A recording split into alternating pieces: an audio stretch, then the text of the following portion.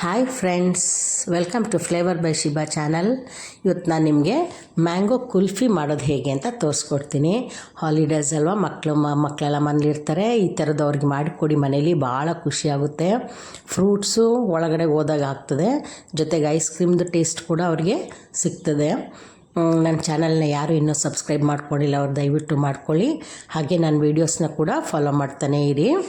ಈ ಮ್ಯಾಂಗೋ ಕುಲ್ಫಿನ ಮಾಡಿದ್ಮೇಲೆ ಫ್ರೆಶ್ಶಾಗಿ ತಿನ್ನಬೇಕು, ಇಟ್ಕೊಳ್ಬೇಡಿ. ಇಟ್ಕೊಂಡ್ರೆ ಅದ್ರ ಟೇಸ್ಟು ಕಡಿಮೆ ಆಗಿಬಿಡುತ್ತೆ. ನೋಡಿ, 2 ಮಾವಿನ ಹಣ್ಣು ತೊಗೊಂಡಿದ್ದೀನಿ. ಅದರದ್ದು ಮೇಲೆ ಮಾತ್ರ ಕಟ್ ಮಾಡಿ ತೆಗಿಬೇಕು, ಸ್ವಲ್ಪ ದೊಡ್ಡದಾಗಿ ತಗೊಳ್ಳಿ. ಆಮೇಲೆ ಒಳಗಡೆಯಿಂದ ಅದ್ರ ಓಟೆನ ನಾವು ಹೊರಗಡೆ ತೆಗಿಬೇಕು. ಹಾಗಾಗಿ ಚೆನ್ನಾಗಿ ಹಣ್ಣಾಗಿದ್ದರೆ, ಮ್ಯಾಂಗೋ ತುಂಬ ಹಣ್ಣಾಗಿದ್ದರೆ ಬೇಗ ಬರುತ್ತೆ. ಇದು ಸ್ವಲ್ಪ ಇನ್ನೂ ಹಣ್ಣಾಗಬೇಕು ಅಂತ ಕಾಣ್ತದೆ, ನಾನು ಕಟ್ ಮಾಡಿಬಿಟ್ಟಿದ್ದೀನಿ ನೋಡಿ. ಇದು ಅದಾದಮೇಲೆ ಸೆಂಟ್ರಿಂದ ಆ ಮ್ಯಾಂಗೋದು ಓಟೆ ಇದೆಯಲ್ಲ, ಅದನ್ನು ತೊಗೊಂಡ್ಬಿಡ್ಬೇಕು ಹೊರಗಡೆಗೆ. ತುಂಬ ಚೆನ್ನಾಗಿ ಅನಿಸುತ್ತೆ. ಆಮೇಲೆ ಹೊಸ ಟೇಸ್ಟು, ಮ್ಯಾಂಗೋ ಜೊತೆ ಕುಲ್ಫಿ ಜೊತೆಗೆ ತಿಂದಂಗೆ ಇರುತ್ತೆ. ಆ ಥರ ಖುಷಿಯಾಗುತ್ತೆ, ಮಕ್ಳಿಗಾಗಲಿ ದೊಡ್ಡವ್ರಿಗೂ ತಿನ್ಲಿಕ್ಕೆ ಖುಷಿ ಅನಿಸುತ್ತೆ. ನೋಡಿ, ಓಟೆ ತೆಗೆದ್ಬಿಟ್ಟೆ. ಈಗ ಆ ಮಾವಿನ ಹಣ್ಣು ಪಲ್ಪೆಲ್ಲ ಅಲ್ಲೇ ಇರಲಿ. ಈಗ ಒಂದು ಪಾತ್ರೆಯಲ್ಲಿ ಹಾಲು ಹಾಕ್ಕೋಣ. ಹಾಲು ಹಾಕ್ಬಿಟ್ಟು ಒಂದು 2 ಮ್ಯಾಂಗೋಗೆ ತುಂಬೋಷ್ಟು ಮಾತ್ರ ಹಾಲು ಹಾಕ್ತಾಯಿದ್ದೀನಿ. ಹಾಲು ಹಾಕಿ ಚೆನ್ನಾಗಿ ಕುದೀಲಿ. ಆವಾಗ ಅದಕ್ಕೆ ಸಕ್ಕರೆ ಹಾಕಬೇಕು. ನಮಗೆ ಸಿಹಿಗೆ ಎಷ್ಟು ಬೇಕೋ ಅಷ್ಟು ಸಕ್ಕರೆ ಹಾಕ್ಕೊಳ್ಳಿ.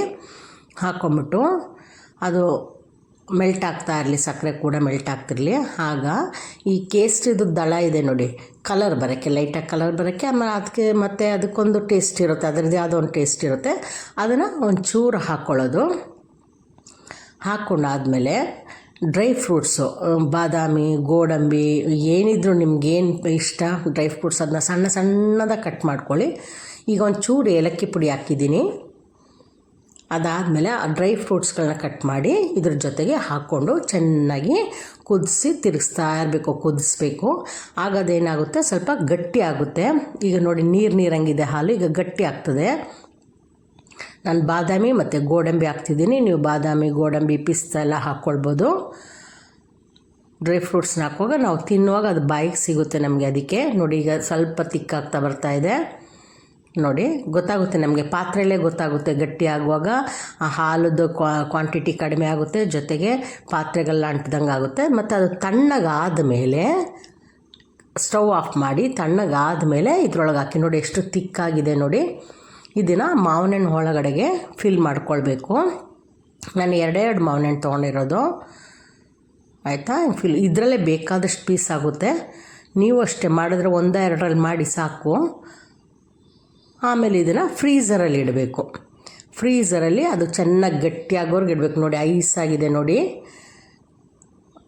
ಅದನ್ನು ಹೊರಗಡೆ ತೊಗೊಂಡು ಅದರದ್ದು ಸಿಪ್ಪೆನೆಲ್ಲ ಪೀಲರ್ಲಿ ತೆಗಿಬೇಕು. ನೋಡಿ ಹೆಂಗೆ ಗಟ್ಟಿಯಾಗಿದೆ, ನೀವು ಗೊತ್ತಾಗ್ತಿದೆಯಲ್ವ, ಬೆರಳಿಡೋ ಜಾಗದಲ್ಲಿ ಐಸ್ ಥರ ಕಾಣ್ತಾ ಇರೋದು. ಆಮೇಲೆ ಅದರದ್ದು ಸಿಪ್ಪೆ ತೆಗೀರಿ. ಸ್ವಲ್ಪ ಗಟ್ಟಿ ಅನಿಸುತ್ತೆ ತೆಗಿಲಿಕ್ಕೆ, ನಿಧಾನವಾಗಿ ತೆಕ್ಕೊಳ್ಳಿ. ಅದನ್ನು ನೀಟಾಗಿ ಬರುತ್ತೆ, ಸಿಪ್ಪೆ ಕ್ಲೀನಾಗಿ ಬರುತ್ತೆ. ಇದು ಮಾಡಿ ಮಕ್ಳಿಗೆ ಖುಷಿ ಅನಿಸುತ್ತೆ. ನೋಡಿ, ಮ್ಯಾಂಗೋ ಒಳಗಡೆ ಓಟೆ ಬದಲು ಕುಲ್ಫಿ ಇರುತ್ತೆ. ಈಗ ಅದನ್ನ ಸ್ಲೈಸಾಗಿ ಕಟ್ ಮಾಡಿಕೊಂಡು ಸರ್ವ್ ಮಾಡಿಕೊಂಡು ಸ್ಪೂನಲ್ಲಿ ತಿನ್ನಿ, ತುಂಬ ಚೆನ್ನಾಗಿರುತ್ತೆ. ಇದನ್ನೊಂದು ಸಲ ಮನೇಲಿ ಟ್ರೈ ಮಾಡಿ. ಈಗ ಮ್ಯಾಂಗೋ ಸೀಸನ್ನು, ಜೊತೆಗೆ ಮಕ್ಕಳಿಗೆ ರಜಾ ಇದೆ, ಅವರೆಲ್ಲರೂ ಖುಷಿಯಾಗಿ ತಿಂತಾರೆ. ತುಂಬ ಚೆನ್ನಾಗೂ ಅನಿಸುತ್ತೆ. ಆದರೆ ಫ್ರೀಝಲ್ಲಿ ಮತ್ತೆ ಇಟ್ಬಿಟ್ರೆ ಅದರ ಟೇಸ್ಟ್ ಸ್ವಲ್ಪ ಕಡಿಮೆ ಅಂತ ನನಗನ್ನಿಸ್ತು.